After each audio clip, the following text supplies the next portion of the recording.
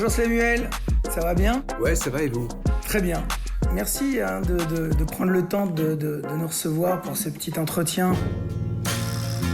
Vous êtes réalisateur, vous êtes écrivain, vous êtes acteur aussi. Casey joins the hollow sound of silent people walking down the stairway to the subway in the shadows down below. Ce qui m'intéresse chez vous, Samuel, principalement, c'est votre désir de cinéma. Alors, j'aimerais savoir... Mais moi, je voulais faire des films avant de faire des livres. Hein. J'ai jamais voulu faire de livres. Quand j'étais jeune, je voulais faire des films, c'était mon obsession. Mais j'ai eu du mal à faire des films. J'ai fait des courts-métrages et on m'a conseillé d'écrire autre chose parce que je mettrais du temps à faire mes films. Alors j'ai écrit un roman qui a été publié, j'ai eu cette chance, et puis du théâtre. Il y a beaucoup de films que vous avez fait envers et contre tout, et bravo pour ça. Et après, il y a votre travail d'écrivain, mais j'ai l'impression que l'un nourrit l'autre, en fait, et de plus en plus. J'ai pas écrit des bouquins en me disant que j'allais en faire des films. Chien, c'était l'idée du producteur. C'est le producteur qui m'a dit j'aimerais que t'en fasses un film maintenant. Il avait raison, mais c'est une adaptation un peu très vague du livre. Si tu veux participer au cours, tu dois le faire en tant que chien. Quand j'écris un livre, je suis forcément plus seul, j'ai affaire à moins de gens, ça coûte moins d'argent. Un film, c'est tellement de monde, c'est tellement d'énergie. Quoi? Je suis un homme. C'est dur de faire des films, c'est très compliqué de faire des films aujourd'hui. T'en es vraiment sûr? Moi, j'ai pas fait d'école de cinéma ni rien, donc mes premiers films étaient des films très en référence aux autres films. J'ai mis du temps à trouver un petit peu plus mon chemin, ma route. Je laisse aller l'écriture. Moi, je sais que j'aime les films qui peuvent être réalistes mais proches du rêve. J'aime certains personnages. Il y a des sujets qui m'intéressent pas du tout. L'argent, la réussite, tout ça, ça m'intéresse pas. Est-ce que vous avez l'impression d'avoir trouvé plus d'équilibre ou plus de sérénité dans votre manière de faire du cinéma? Je suis pas très serein, j'ai toujours peur quand je fais un film, j'ai toujours l'impression d'en avoir jamais fait. Et chaque jour, c'est quelque chose de nouveau, je sais pas, j'ai l'impression que j'ai rien appris, qu'il faut recommencer. Mais c'est en rencontrant des acteurs aussi, même ici, là, j'ai beaucoup travaillé en Belgique. Moi, Chien, j'ai tourné en Belgique.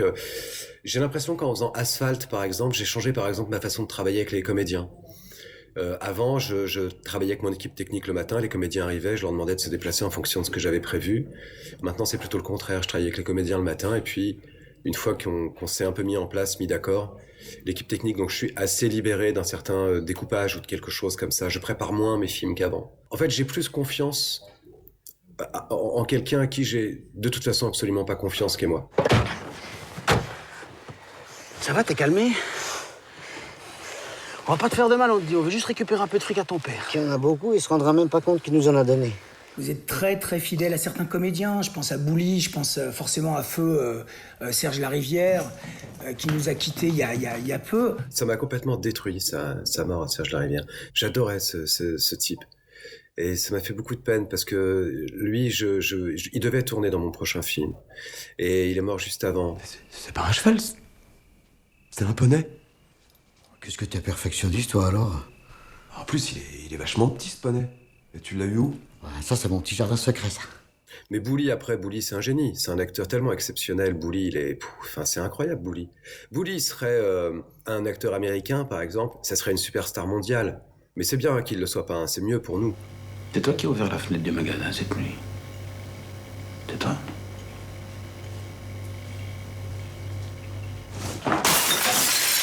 Le prochain film là, que j'ai fait, tous les acteurs qui sont là sont exactement l'exemple. Il y en a d'autres, hein, sûrement, mais en tout cas, ceux-là sont l'exemple de gens qui sont capables de faire de très gros films, des comédies, des choses comme ça, et puis qui sont capables de prendre un risque.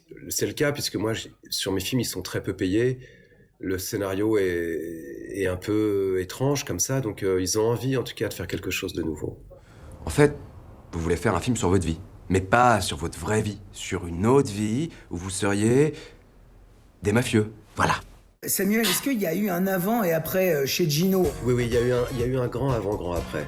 J'ai été très malheureux de faire ce film, parce que c'est un film bancal, parce que c'était à la fois en même temps une sorte de film d'auteur et un film un peu lourd, quoi, un peu avec un humour très populaire.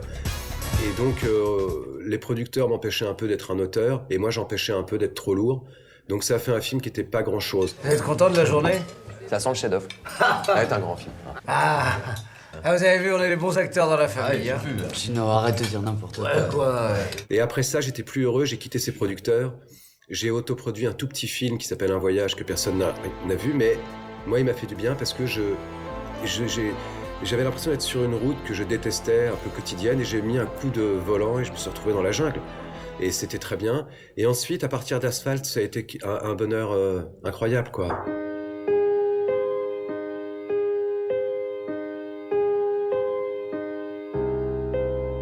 Non mais c'est ça qui est en tout cas absolument vraiment remarquable dans votre parcours, c'est que moi j'ai l'impression qu'à chaque film vous prenez des risques, toujours.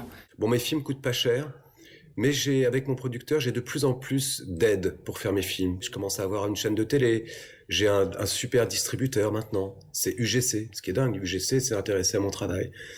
Et j'ai l'impression que, vous voyez, je vois les Delépine Kervern, Quentin Dupieux, Salvadori, des gens comme ça, Bruno Podalides, où on fait un peu des films, voilà, c'est pas les films que les gens ont envie de voir qui passeront sur TF1 à 20h30, quoi. Et ces films se font, et ils se font en ce moment. On a tous tourné un film, là. On est en dehors de tout, on souffre un peu, mais on les fait. Vous êtes en post-production d'un nouveau film, là, hein, je pense. J'ai fait un film, là, avec beaucoup d'acteurs que j'aime, avec qui j'avais tourné, ou avec qui j'avais envie de tourner.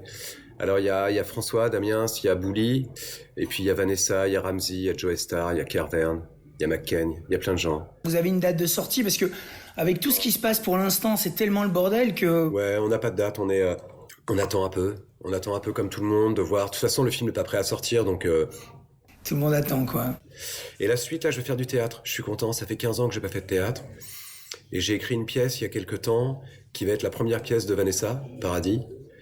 Et avec Eric Elmos Nino et Félix Moati, donc c'est tous les trois.